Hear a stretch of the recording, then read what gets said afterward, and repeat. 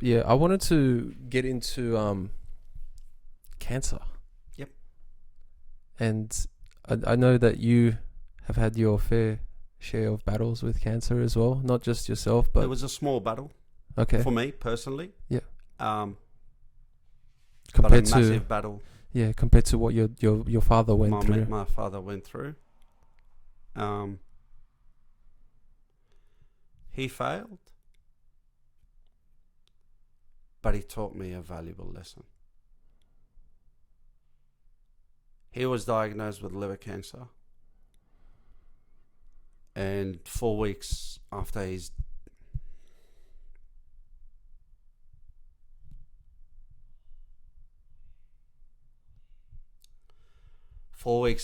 diagnosis, he passed away. But the night before he passed away, he yelled out to me. My wife and I stayed with him at the hospital 24/7. We quit our jobs and we stayed there. Yep. And what my wife did for my father and the way she stood by me and him, she's an absolute angel. I am forever in debt to what she did for my dad, because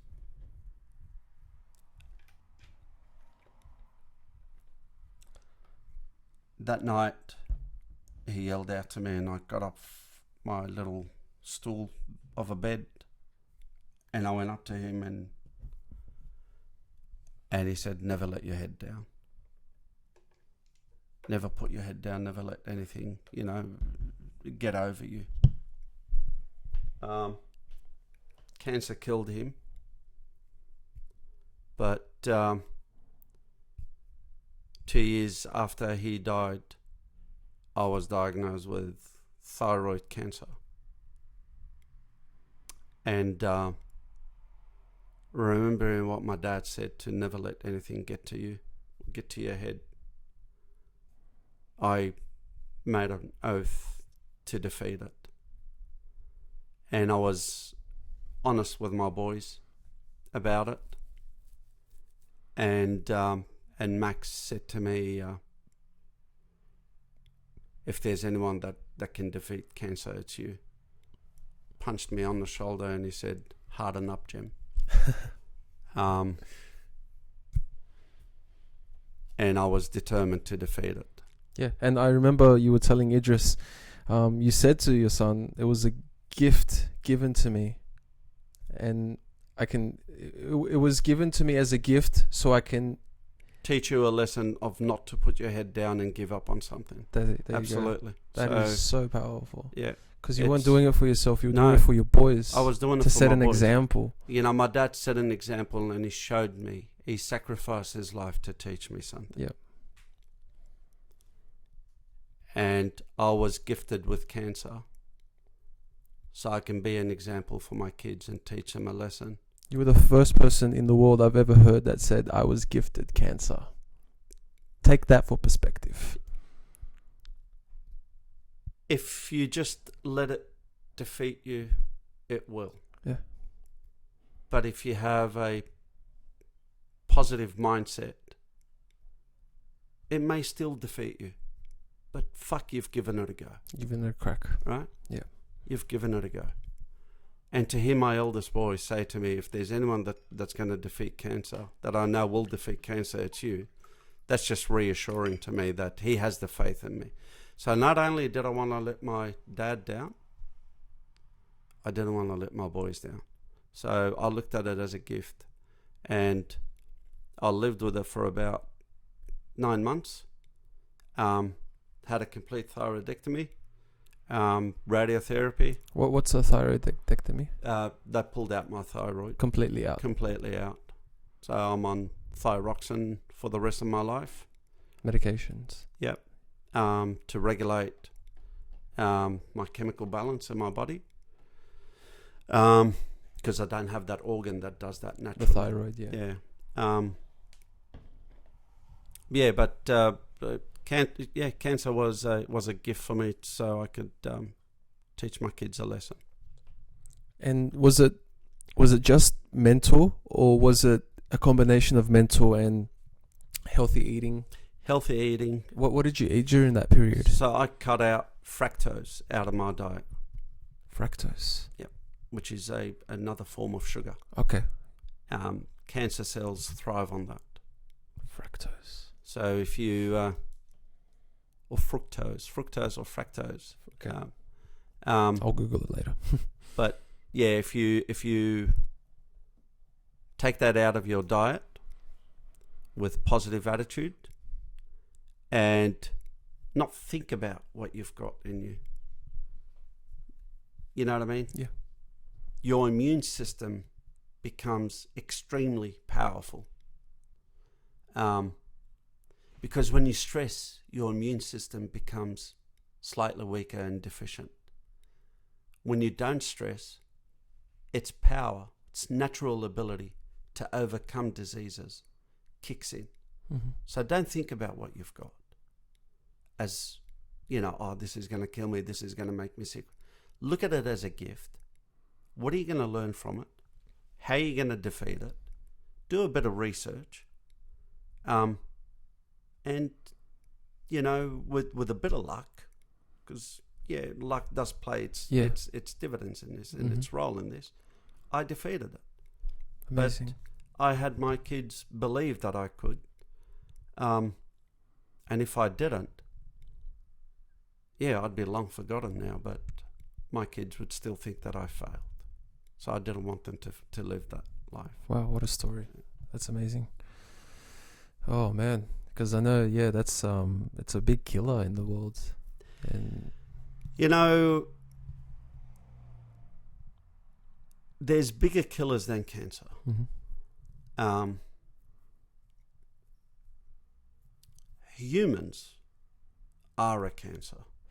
Some humans on the are earth. a cancer on Earth. Yes, I agree with that. We are very much acting like a cancer to this planet. We are a cancer. Yeah. So the cancer within us is fairly minuscule in effect and magnitude compared to us as a cancerous form of being on Earth. Yep.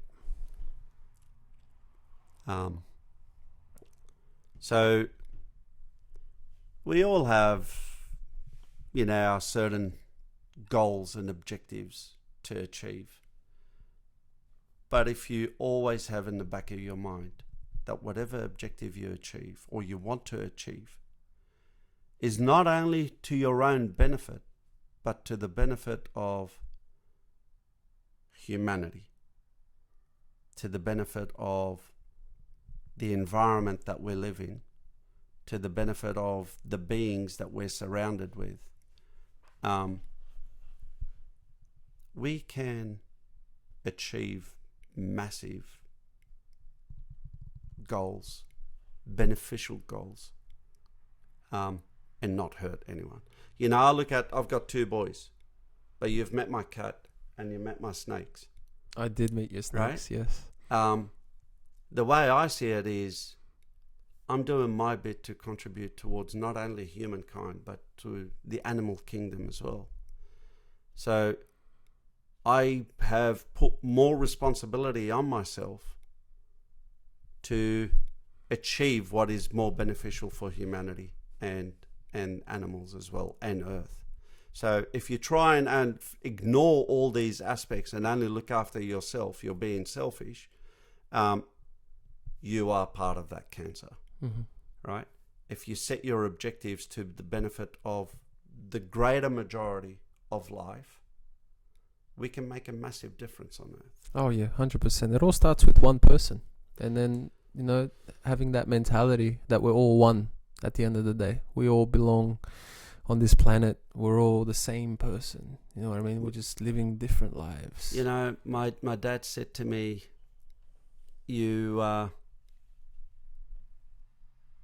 people change when they're awake.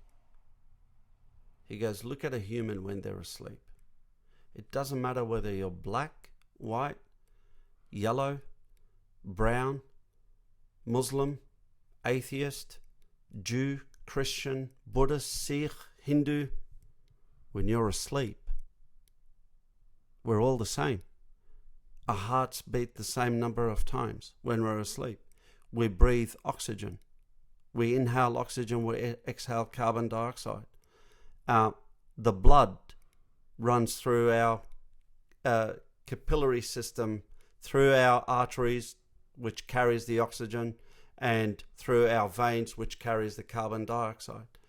And our personality dies when we're asleep. So you look at a group of people that are asleep of all these different cultures and races and genders and faiths, we're all the same. Unfortunately, when we wake up, that's where our differences wake up. That's where our attitudes wake up. That's where our hate towards each other wakes up. That's where our animosity towards each other wakes up. And that's where our love to each other wakes up, which is a good thing because it battles all the other shit stuff. But when we're asleep, we're all the same. So we all belong to one. We are one, right? And that the prime example of that is when we're asleep. It's when we're awake, we think that some of us are better than others. These people are not as good as me. I am far better than that guy. Oh shit, this dude is a poor man that's asking for money. I've got a shitload of money, and like, he's a human, she's a human, I'm a human. Share it, right? Benefit other people. Yeah. Because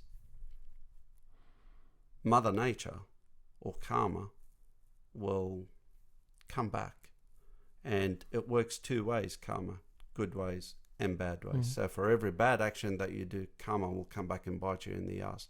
And for every good action that you do, karma will come back and pay you its respect and its dividends.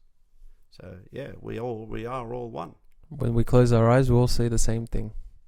Darkness. Yeah. Emptiness. Yeah. What do you think a blind person sees? Tough question, man. It's very interesting, isn't it? Yeah. The whole concept. He doesn't see hate, or he or she doesn't see hate. Yeah. Right? Doesn't see difference in color. I don't look at a blind person as blind in the ability of not being able to see. I would like to think that they're colorblind. They're not able to distinguish a black person. They from just a can't white see person. in this dimension that we're in, but in all the other dimensions and realities of life, whether it be spiritual or hearing, or they can definitely see. Absolutely. For sure. They have better sense than us because they've lost the sense of sight. Yeah. So sense of smell, sense of hearing, sense of touch, sense of connection is enhanced. They may be disabled from one sense, but they're far more able than us in other senses as well. It's the same story with the autistic people, right? Yeah, absolutely. Yeah. I don't look at them as disabled people. I look at them as far more able than me. The guy can play a piano. Seven generations. 7 generations of talent. Yeah. I can't do that. I definitely can't do it.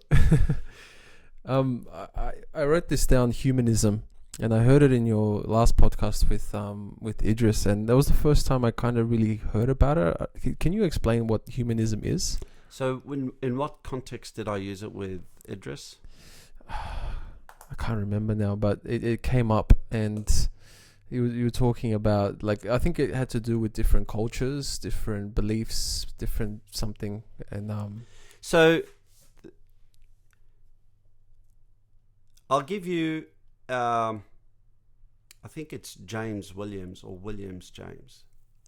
He gave an example of people of different cultures, different faiths, different backgrounds, different genders, different sexual inclination. And he said, we are like islands in the middle of the ocean. Oh yes, this is the story. Yeah, this is a good Separate on the surface, separated on the surface, but connected deep within. That's humanism. Mm-hmm. That's humanity. It's our connection that we have without having seen it. I mean, this is the first time I've met you. Yep. Right? And I only saw you on the first podcast with Idris. Yep. And I listened to you. And I listened to you and to Idris, and I said to myself, I need to meet this man. You know, like what you and Idris are doing, hats off to you guys. I have utmost respect and admiration for both of you. And I said, I need to meet this man because there is so much in common between him and I and Idris that, and I haven't even met Idris back then either. I need to meet this man. So that connection, that similarity that we have in our attitudes, in our personality, though you're from Macedonia and I'm from Lebanon, you're Christian, I'm Muslim with Jewish lineage, nothing common about us on the surface. But spiritually speaking, that's where the humanism is. Okay. Right? Yeah. We are connected. For sure. And then again, I use the analogy of the palm. And my dad taught me this. He said, you know, 5 fingers, one hand, not one is the same as the other. The 5 fingers. Yep. Not one is the same as the other. Not every knuckle is the same as the other. Every finger has its own fingerprint.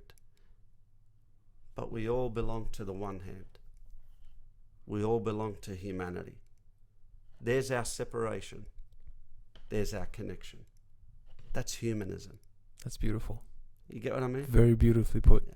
That answers my question. That's humanism. That's a great example. Yeah. And we had the group chat as well, and you sent a photo of a hand with some writing on it as well. Yep. What were some of the words that you had written down? So I wrote down words like Muslim, Christian, white, black. All the differences. All the differences. And we need to acknowledge these differences. Why do we need to acknowledge these differences? Because we're a salad bowl. We're not a soup. Mm-hmm.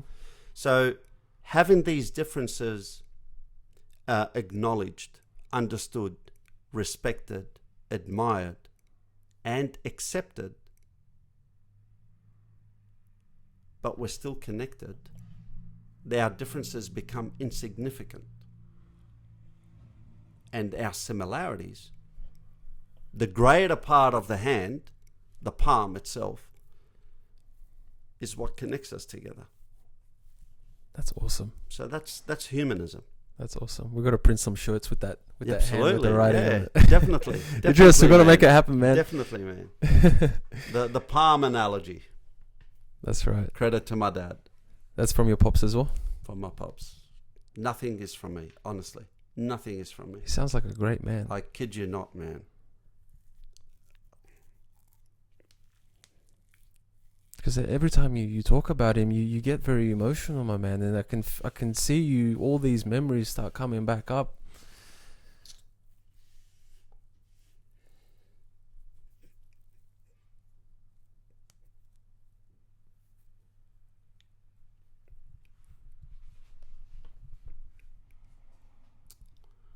You know, I consider Prophet Muhammad as my biggest idol.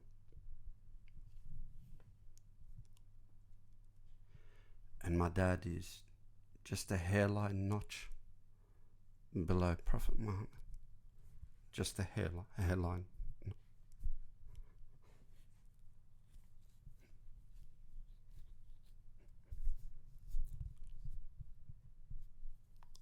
I don't think anyone has been blessed with a father like mine. I'm so grateful to have my dad in my life still. I live with him every day. Man, you know, I hear kids say, you ask him who's your idol. Some kids say Tupac, some kids say Kobe Bryant, some kids say Lionel Messi, some kids say the Kardashians. And I tell them, okay, that's all good and well. are you happy where you live? And I say, yeah. Oh, good. Is your dad providing for you?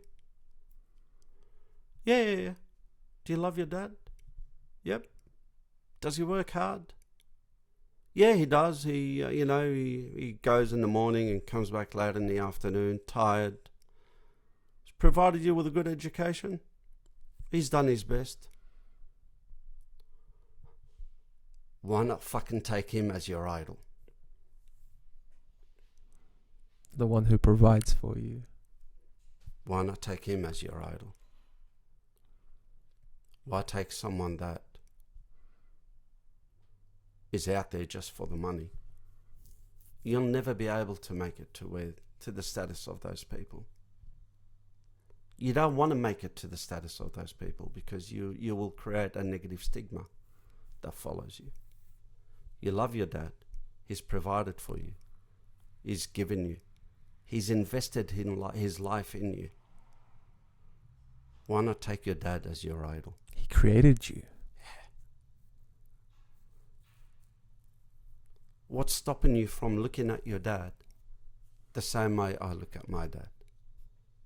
My dad is no wiser than any other father. I listened. And that's what makes a difference for me. I listened to my dad.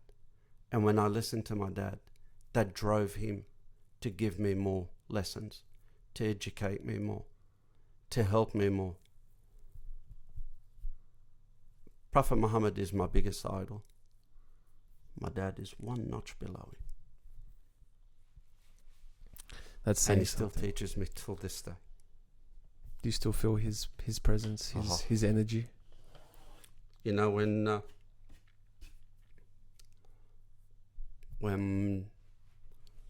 he passed away, my daughter passed away in 2004. 2004. And my dad passed away in 2014. He came to me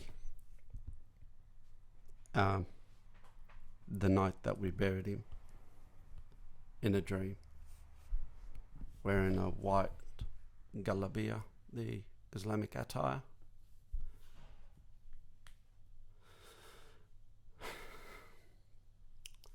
And he was holding a 11-year-old girl.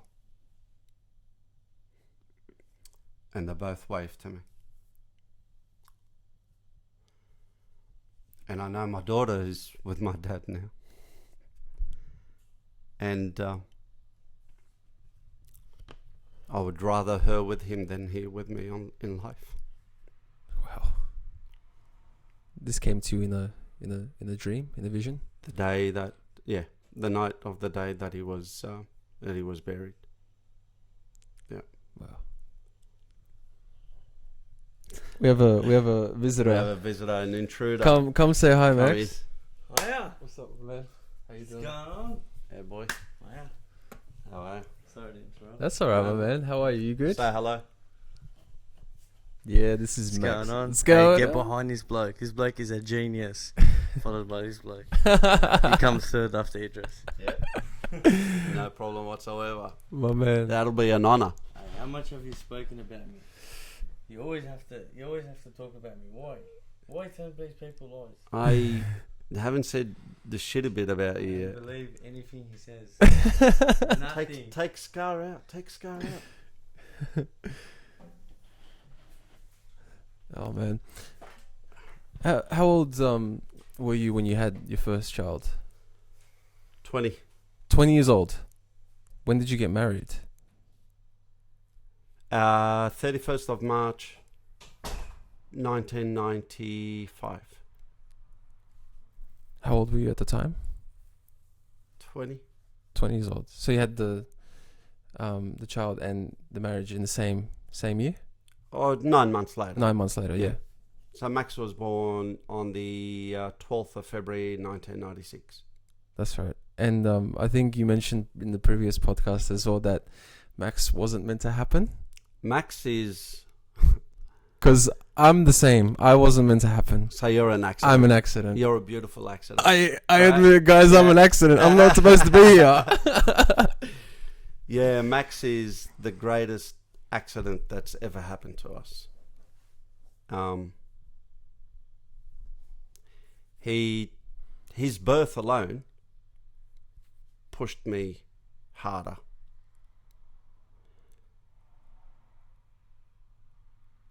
I was working 3 jobs and studying full time. Jesus. And I was attending university, doing my civil structural engineering degree. I had no money. To get to Central Station. So I would, whatever change I had, I would buy a train ticket to get me to as close as possible to Central Station with the amount of money that I had. The rest of the way would be on foot. I would get home. I have no money because so I couldn't eat. I'd get home starving. And all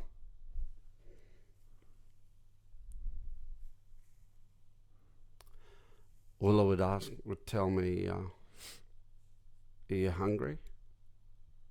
And I say, yeah, I am. Very. What's in the fridge? And it was cheese and toast. That's all we could afford. I'd say, Mahmoud, has he eaten? She'd tell me, yes, he's eaten. I'd go look into the fridge and there's barely enough to feed me. So I would say, no, just leave it. Let Mahmoud have it tomorrow. And I would sleep on a stomach full of water to suppress the hunger. Tough times. Tough times.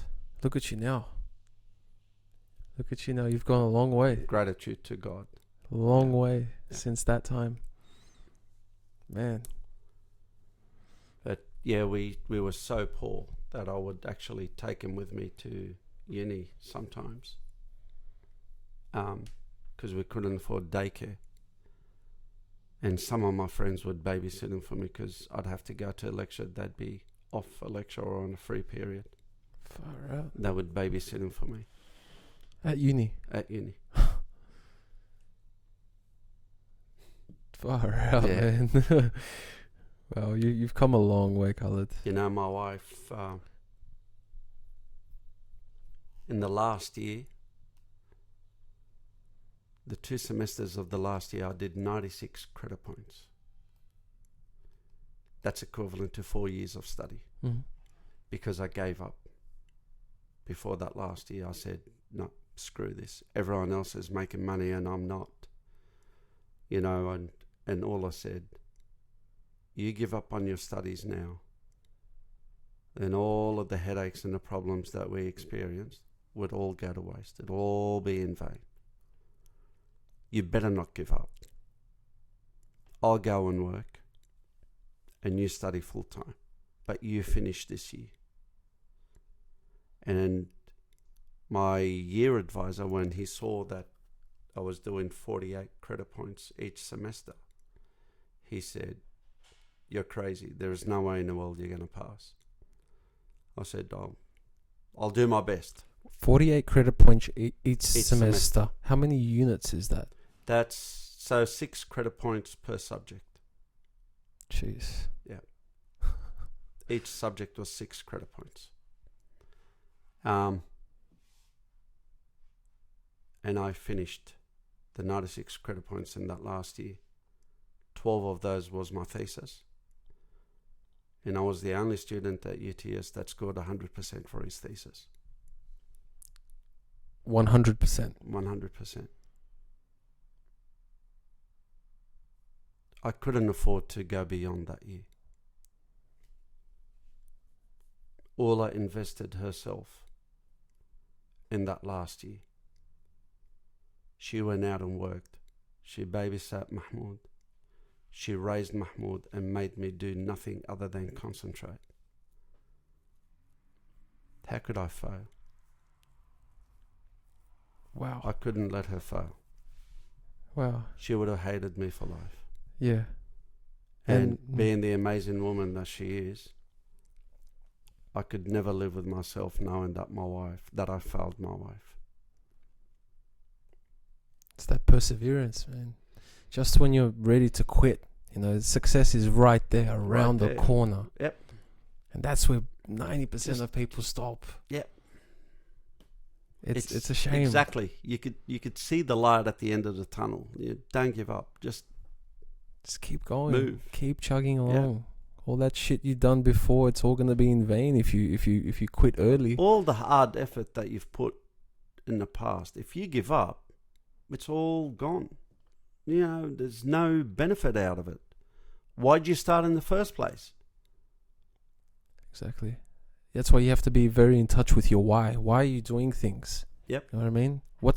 When you're in those tough times, when it's really testing you, when you're deep down in the depths below, and the easiest option is just to stop and just say, I don't want to do this anymore. That's when you get tested, and that's when your why comes out of you. And if your why is strong enough, that's when you break through. And that's when you break through, and that's when you know your purpose in life. Yeah. Right? You're broken. You are at a point in your life where you think nothing can get worse. It can't get any lower than that. But what you're forgetting is to look forward and see that for every downhill, there's an uphill. You're at the lowest point of your life. But guess what? Sky's the limit. Just one more step. Ride it out. You start climbing up. Ride it out. Right? Just one more step. That's all it takes. And you start climbing up. You think you're at the bottom point of your life? Well, how about the father that's got kids in Africa that can't feed them every day? How about that person?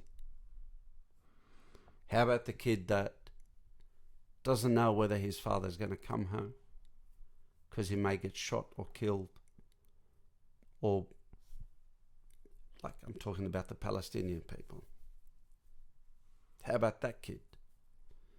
How about the bloke that doesn't know whether his mum, while he's at work, if his mum is being raped or his sister's being raped by the oppressing regimes? How about that person? You think you got fucking problems? Just because I've hit rock bottom? One more step and you start climbing up. And just think about how bad the other person is on the other side of the world. 100%. Person that can't see a future because they don't know what's happening to their loved ones. Yeah, just think about that. That's some heavy stuff, man. And yeah, I think we have it so easy here. We do. We have it so easy here. We don't even have a problem with the weather. I mean, we just went into spring. Yesterday was one of the hottest days. It felt like summer. Yep. And we just came out of winter. I mean, if we didn't even have to deal with the weather, I mean, we have it so good, so good. We, today I was going up to the top of Mount Arthur, where I've got a job to install a communications tower for BHP. And wind was blowing quite heavily. So I said to the guys, have you got spoggles, which are normal safety glasses with foam back? And they said, yeah. I said, take your glasses off and put the spoggles on, and that'll protect your eyes. And then it hit me. I was watching a clip once, a few years ago, where a guy was grinding using a grinder, and he didn't have safety glasses. So he goes and cuts out of a cardboard slots through the cardboard and puts plastic around it and ties the plastic to the back of his head with the cardboard between. Improvised safety glasses. Right? We've got it. Like, not only do we have safety glasses here, we got spoggles, right? The other guy didn't have safety glasses and he was using a grinder. Yeah. But a little bit of perseverance, a little bit of out-of-the-box thinking, a little bit of intelligence, and say, and you know, I'm sure he convinced himself that I don't want to get injured doing this shitty job.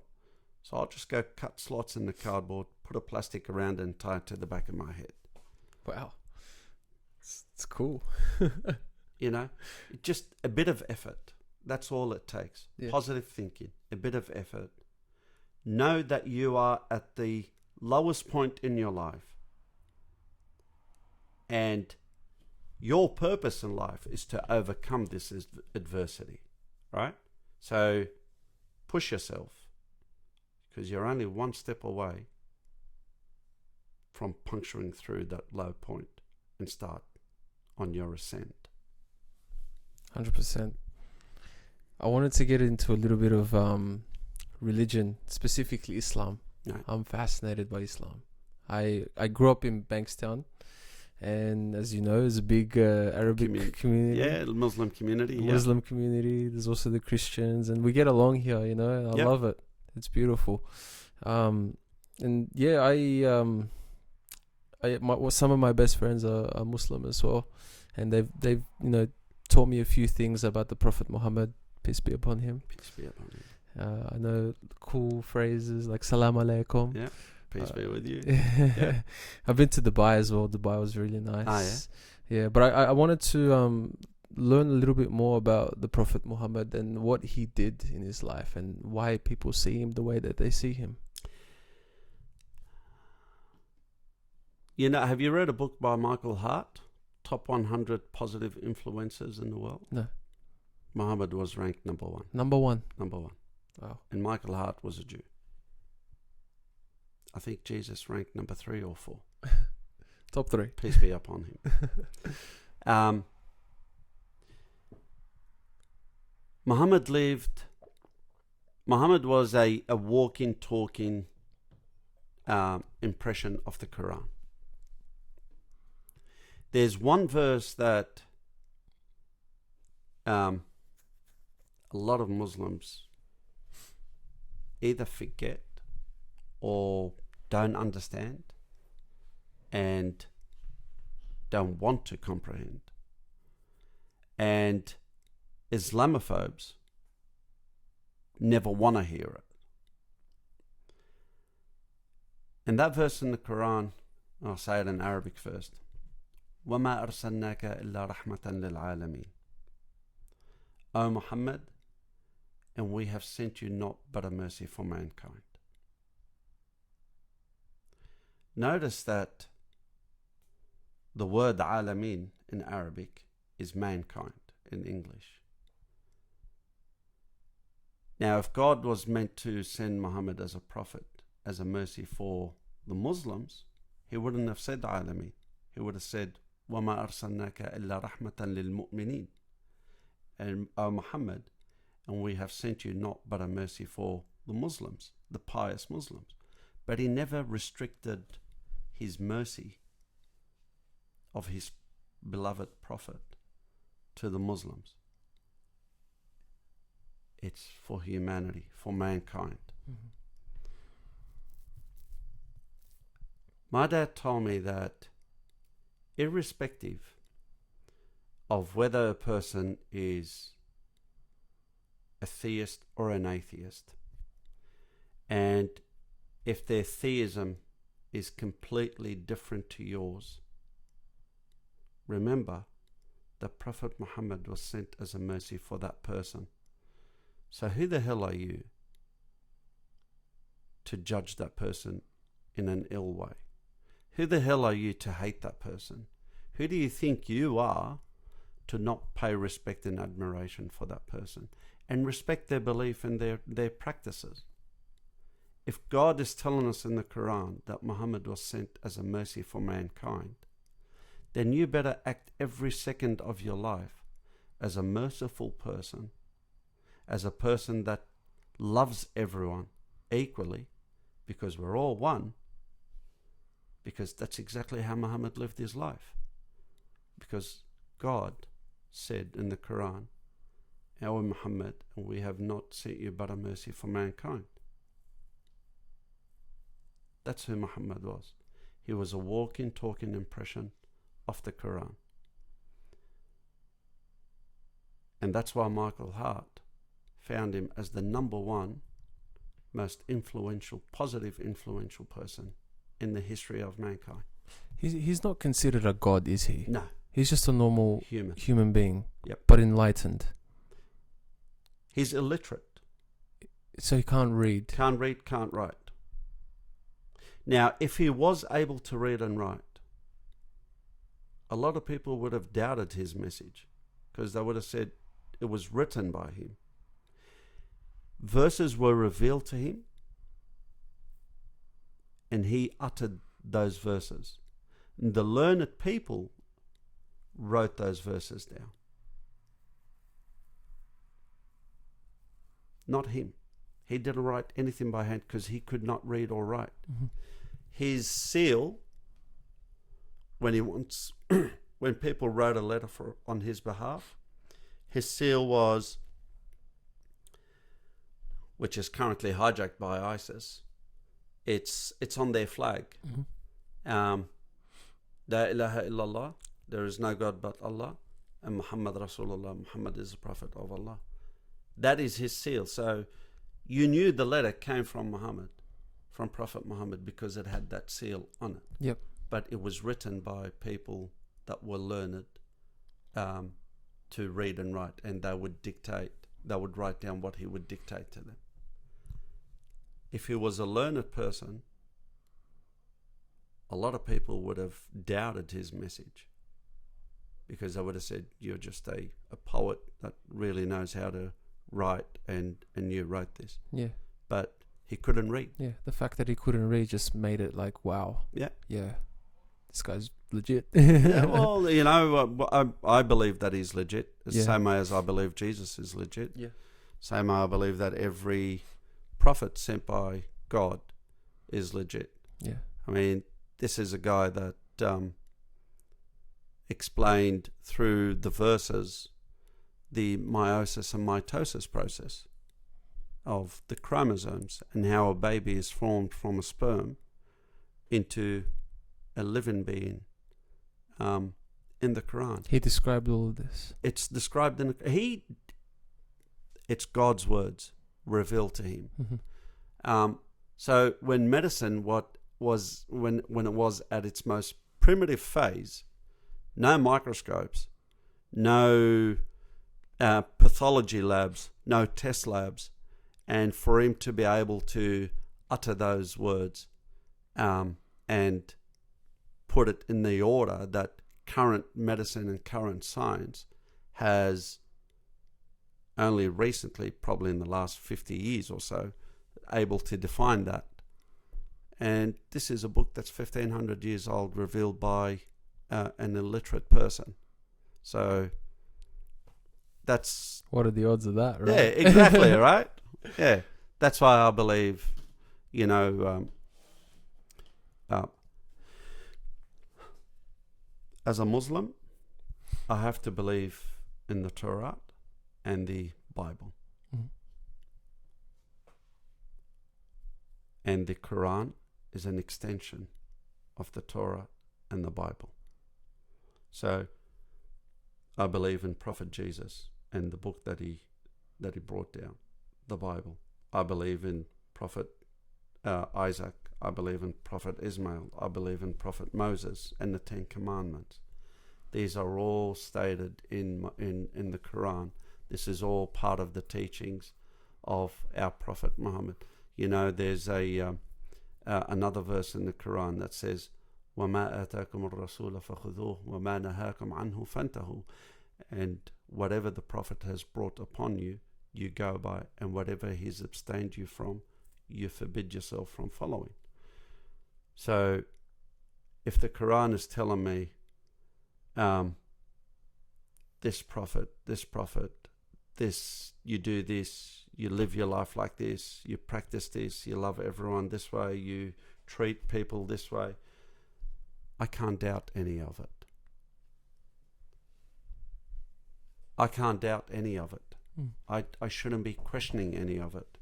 And if Prophet Muhammad followed those rules, and this is, Prophet Muhammad, then who am I not to follow those rules? Yeah. So You mentioned the Torah, which is the sacred book of the Jews, the Jews, and then the Bible, which is of Christianity, and then obviously the Quran, which Quran. is for Islam. Muslim. Yep.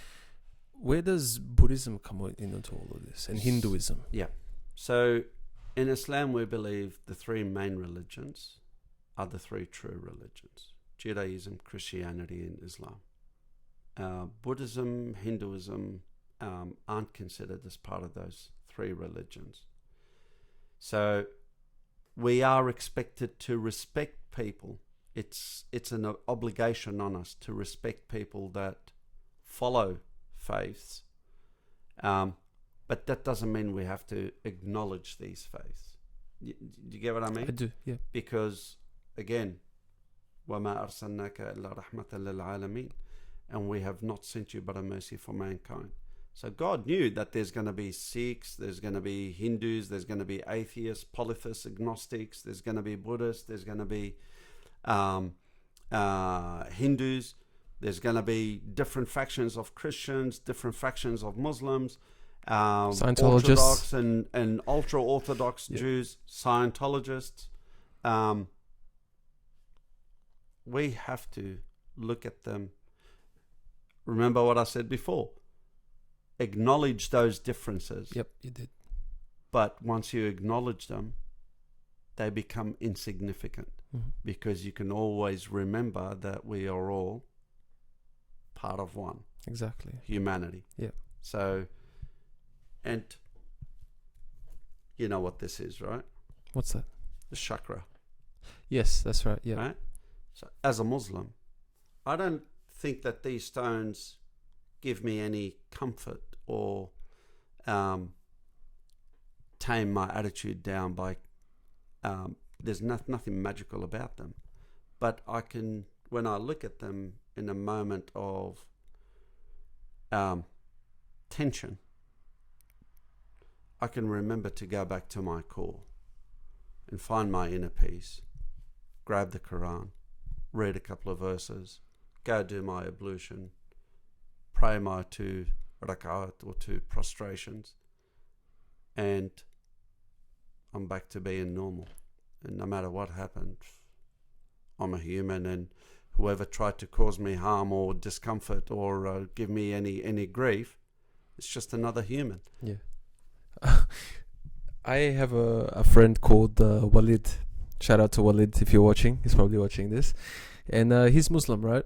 And he's very open-minded, just like we are, you know. And I remember, listen to the irony of this, right? For Christmas, he bought me a copy of the Quran, Right. that I keep in my bedroom Nice. till this day. Yeah. And I think I have ADD because I can't read. I listen to a lot of audiobooks and podcasts and stuff like that, but when it comes to reading, I don't know what it is. I have to teach myself to read, but I really want to read the Quran. And it was so beautiful. The thoughts Yeah. that on Christmas Day, Yep. the birth of Jesus Christ, a Muslim friend of mine gave me a copy Gifted of the you the Quran. Quran for Christmas. Yeah. How beautiful is that? Absolutely. That's amazing. That is absolutely amazing. And I'm just a white, tall guy called Christian as well. Yeah. You know what I mean? That just puts the cherry on top of the cake. You're a human. Look, I am the sort of guy that on Easter or Christmas, I say Happy Easter and Merry Christmas. I don't shy away from that. And I know some Muslims that would be watching this would go, I've just committed the blasphemy.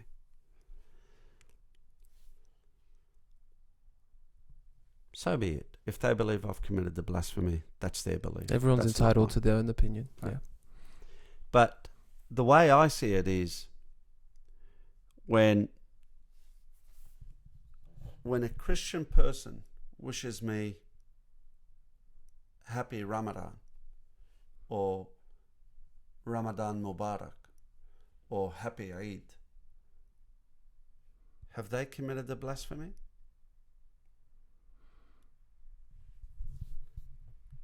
I always tell people that say to me, face to face, never wish them a happy Easter or a Merry Christmas because you've just committed the blasphemy.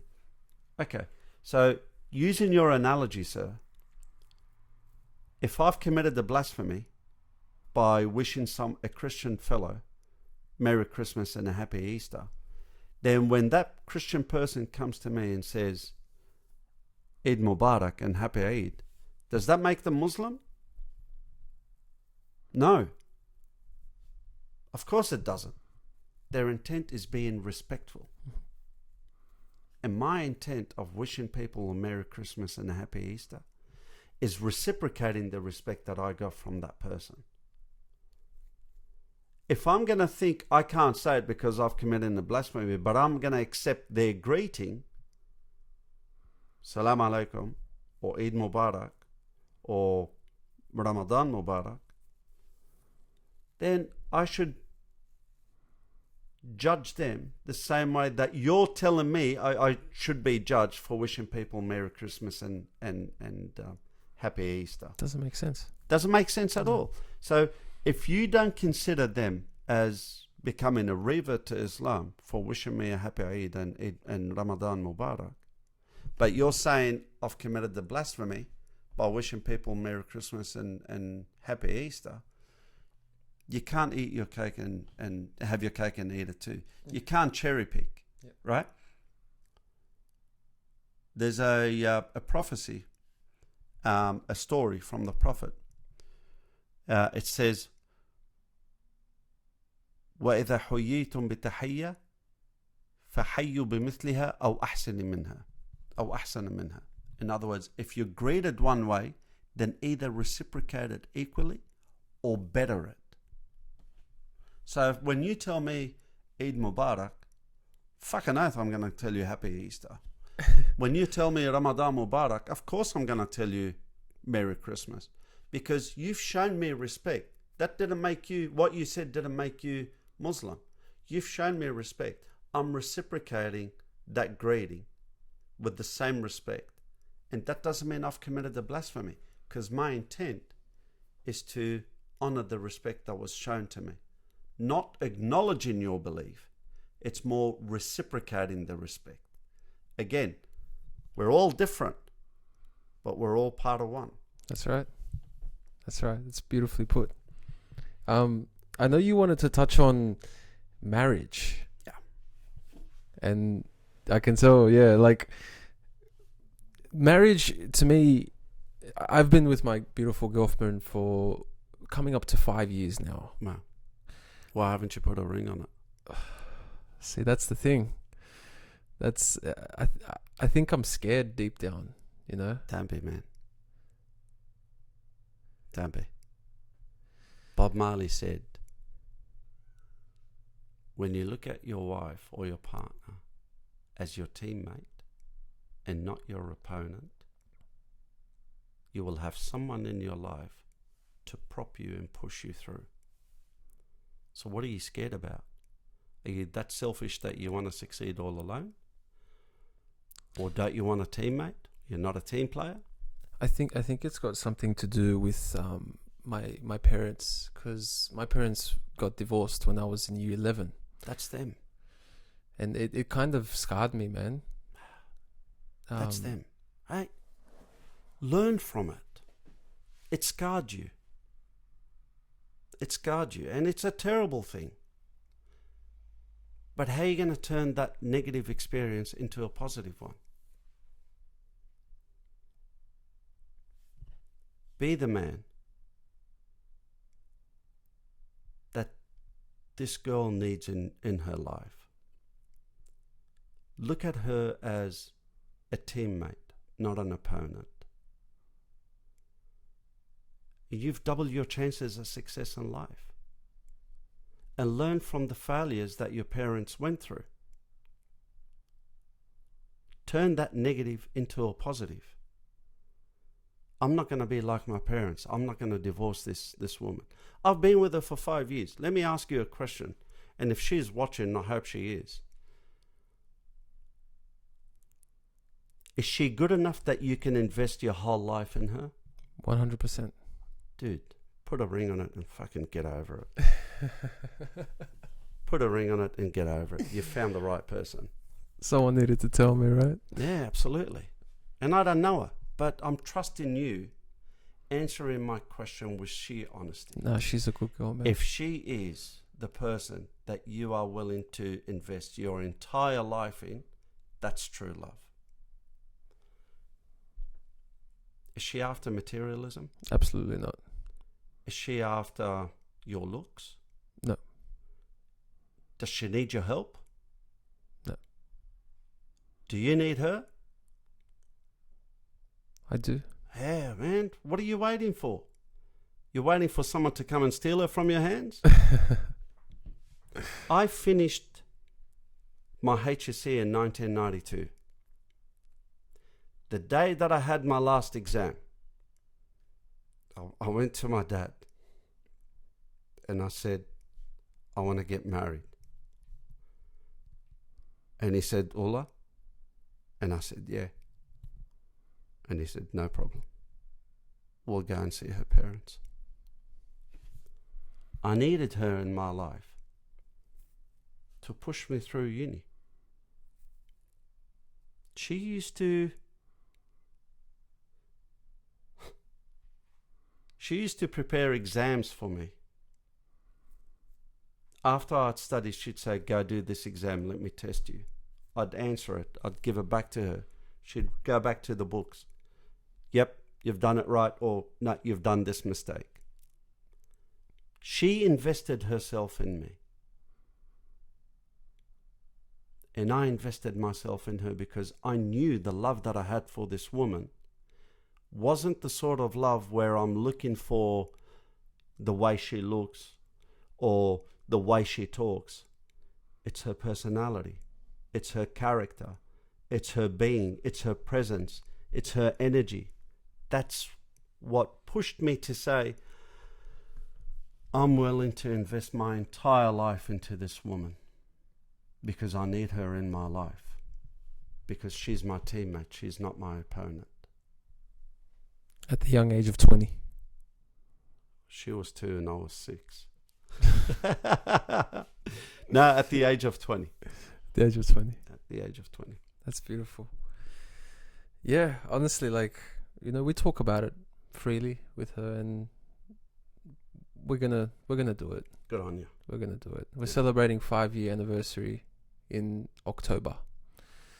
So yeah, we're gonna have a dinner with all our friends. We're gonna invite all our friends. So yeah, she's a good girl, man. I honestly, she's not like, I see a lot of girls today, my age, and you know, the generation coming up now after us, and it's hard to find just like a true person that you gel with. There's just so much fake out there. Yeah. So much materialism, so much false idols that are being worshipped, who are then, you know, programming these young ladies in a bad way. We mentioned the Kardashians before. Yeah. I have it out for the Kardashians. I don't like, I mean, Kim Kardashian got famous for essentially having sex. Yep. And taping it and then putting it out on the internet, which her mum put it out. Yep. That'll tell you the whole story. Yep. And keeping up with the Kardashians is consumed by so many females. Yep. Of young age as well. And what do you think that's doing to their brain? It's crazy. It's crazy. You know, like, for me, I look at like Ronda Rousey and I compare her to the Kardashians, and you can tell the differences straight away. Yep. Yeah, she's a martial arts fighter and she beats other. She's motivated. She's self-driven. That's it. Yeah. Those are the qualities that, you know, girls should look at, and not this materialism and the latest shoes and handbags and all that bullshit. It's all bullshit. It's all garbage. Yep.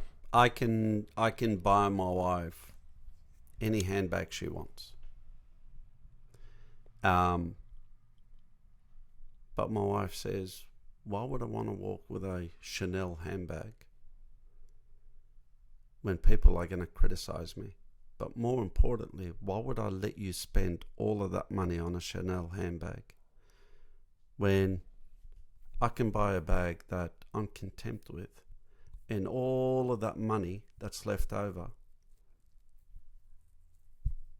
to help people that are in need? You know, you're investing 20, 30 grand into a handbag. And people that are making it are bloody kids that are suffering from hunger, poverty, you know, poverty-stricken countries, and getting paid pittance. Cheap labor. What sort of idol are you taking? Oh, Kim is wearing this lipstick, I'm going to go buy this lipstick. It does the same job as any other cheap lipstick. Why? Because it sticks on your lips longer than the other one. Oh, just go apply the other one another second time. So what? You know what I mean? I do, yeah.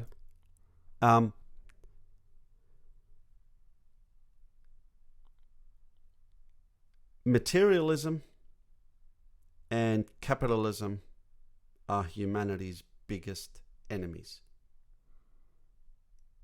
And a lot of kids fall into materialism. And when you fall into the trap of materialism, you become a capitalist. And you become extremely selfish because all you want is, I want. When you should be focused on, I need. Right? Do you want a $30,000 handbag? Or do you need a $30,000 handbag? Concentrate on what you need and ignore what you want. That's how you escape the grasp of materialism and communism and capitalism. Yeah. And I think we all get drawn into that world in the beginning, or at least I did. I know I did. The flashy cars, I wanted to drive cars, and I know my friends, they would say, oh, I want to get rich and buy a jet. Like, what the fuck am I going to do with a jet? You know what I mean? Like, and I turned that materialistic viewpoint, and I turned it into buying experiences. Yeah. Traveling overseas, getting that perspective. I've been back home 8 or 9 times, probably back home to Macedonia. I've went around Europe. I've been to Bali. I've been to Thailand. I've seen different cultures, and it's beautiful. I mean, that's invaluable. You can't put a price on that sort of stuff. Good experience is priceless. 100%. Yeah. Khaled, what do you say to the couples out there, the young generation who are now, starting to think about marriage and that sort of stuff? What kind of tips would you give them? Because I see you and your wife, and you guys are beautiful together. It's such a beautiful sight to see. The level of connection that you have with each other, I can see it straight away. It's the first time I met you. Man. Thank you so much. It's we look at each other as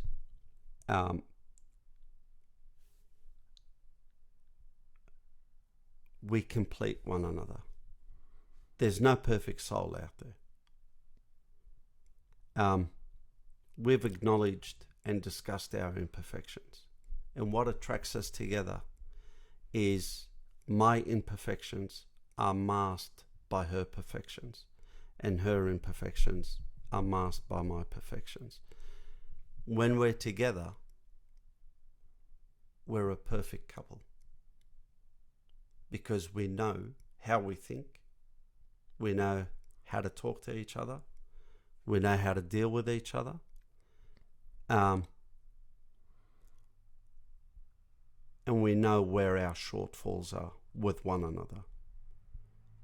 And when you acknowledge all of that, it makes a relationship a healthy relationship. What we also do, and I'll take credit for this, I say sorry quite a bit. And I say sorry quite a bit to her, more than what she says to me. And Mahmoud sometimes tells me, why do you do that? Because we're not a no conflict couple. Don't get me wrong. Every couple has, the odd moment where they have a conflict and so on. But I'm quick to say I'm sorry. So Max would be like, why are you saying sorry? Why are you giving up so quickly? And I say, it's not because, I don't say I'm sorry because I'm giving up or I'm admitting that I'm wrong. It's because I say sorry because I value my relationship with your mum. Sorry is not an admittance of guilt. It's a sign of showing that your relationship with that person that you're saying sorry to is worth to you more than your own self-righteousness. And she does the same thing. So how can you not fall in love or remain in love with each other when at points or moments of tension and you know, heated discussion, you're thinking about the well-being of the other person and not yourself anymore? That's true love. That's an unbreakable bond. You say sorry. A man should always say sorry. I said in Idris's podcast with Idris that I think females are God's supreme creation. I don't think there's any fault in any woman. Well, they're the reason we can bring other human beings into this world, right? Absolutely. Yeah. They're the bearers. I think they're God's supreme creation. We must serve them. We must look after them. We must cherish them. Because in Islam, they're almost placed at an equivalent pedestal to God 8 times in the Quran. Yet the mainstream media would have you think the opposite. I know. The mainstream media thinks that women are oppressed in Islam. In Islam, women are revered. Islam, you know, one guy came up to Prophet Muhammad and said, who should I be closest to? And in the Prophet responded, your mother. And then he said, then who? And the Prophet said, your mother. And the guy said, then who? And he said, your mother. And he goes, okay, then who? And he said, your father. So he said your mother 3 times, 3 times before he said your father. You have 3 times the obligation of looking after your mother than you do than looking after your father. Wow. That's how much women are revered in Islam. Prophet Muhammad used to broom his house, right? I help my wife with the dishes. I do the washing. I fold the washing. I pack it up. I vacuum for her. Sometimes, if I'm unlucky, she makes me do the mopping as well. Not the mopping. But if the Prophet himself used to broom his house, I am nobody.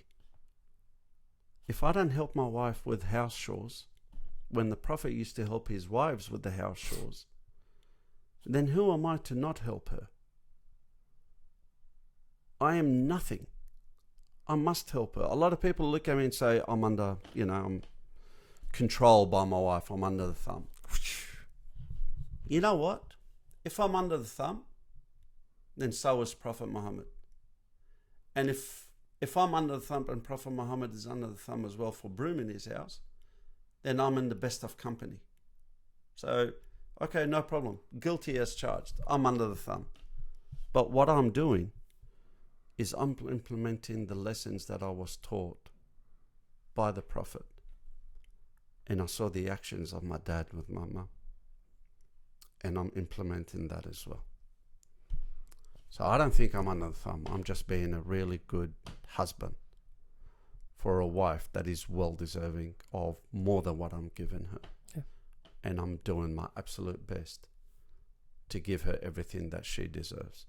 So any man should always be grateful for the partner that they have in their life, be it a girlfriend, a fiance, a wife, their mother, their sister. Females are God's supreme creation. It is our duty as a man to respect them, cherish them, love them, treat them with kindness, and do nothing to hurt them whatsoever. And every time I say I'm sorry to my wife, I'm saying it because I cherish her relationship and her being, and it's not an admittance of guilt. That's awesome. That's perspective right there. Some may see the whip and the thumb and the control. Others see what you see. I see it as I'm investing in my relationship and keeping my relationship a healthy relationship. That's how I see it. That's how the Prophet treated it. And that's what my dad did. So that's exactly what I'm going to do. If other people think I'm controlled and under the thumb and whipped, so be it. That's their perspective of me. How do you know, for the people watching and listening out there who may be in a relationship and may be thinking to themselves, is this the one? How would you, what tips would you give people, like, to, if they know? Just like, ask yourself the question. Ask yourself the question. Is this the person that I'm willing to invest myself in for the rest of my life? If your answer is yes, then you make sure you keep it a yes. How do you keep it a yes? By remaining cool, calm, and collected. That's the wisdom of compromise. You remain cool, calm, collected. You help to bend the stick and not break it. I read a saying once that said, every woman, or you won't know every woman is like a tea bag. You will only know the strength of that tea bag once you put it in hot water. Why create that hot environment to let the anger out of your partner? Remain cool, calm, and collected. You will always control that being. And you will always be the person that wife or partner will always want to be around. So it's our job to ensure that the wife doesn't get angry. It's our job to ensure that the wife is looked after. And it's our job to ensure that we do nothing to hurt them.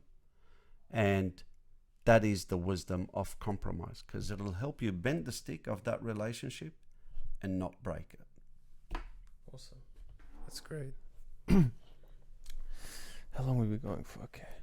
I guess I wanted to wrap this up. I have a little segment called your top three. So the first top three, who are the people who are your biggest inspirations and motivations in life? Top three? Top three. Prophet Muhammad, my dad,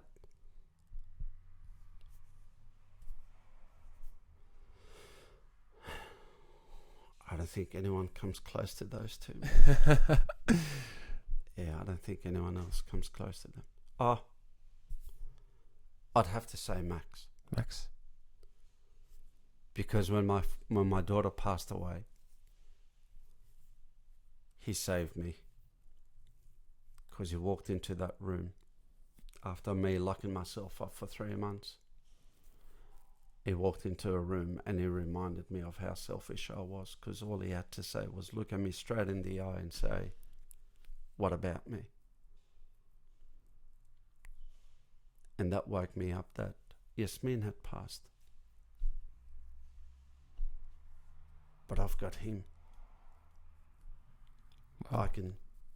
I need to dedicate everything, all the energy towards him. So definitely Max would be my third inspiration.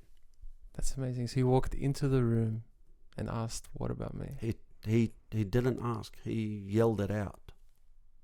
And I could see the fire in his eyes. Mm. He yelled it out. What about me? And that's what gave you the motivation to be like, look, this has happened. No, except Yasmin's death. And I've got a perfectly healthy, little, beautiful young boy that is suffering from my suffering. How selfish am I? Mm. Wake the fuck up. Powerful stuff. Yeah. The second top three. What are you most grateful for in your life? My dad, my wife, and Yasmin, my daughter. Because her parting got me closer to Mahmoud, and her parting gave way to Noah. Awesome. And the last top three, what are the 3 goals that you want to achieve in your life, looking forward into the future? 3 things you really want to achieve, accomplish. I want to keep my wife happy. Happy wife, happy life. Happy spouse, happy house as well. But I want to keep my wife happy.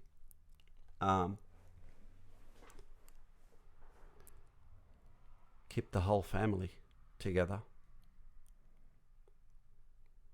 And do more to serve humanity than what I'm doing now, because I don't think I'm doing enough. That's awesome. Really good. Is there anything else you wanted to share before we close this off? Anything you want to get off your chest? The floor is yours. You know, just to go back on the topic of marriage and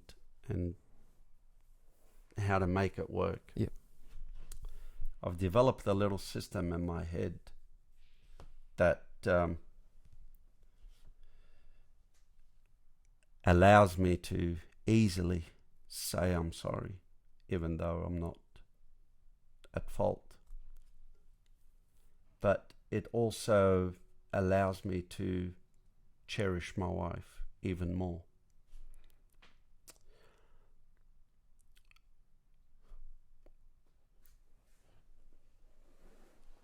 When you're having an argument, the whole world may seem to be a state of confusion, because you're always thinking, why is this happening now? So when I'm having an argument or a heated discussion with Ola, I picture myself in a warehouse full of filing cabinets.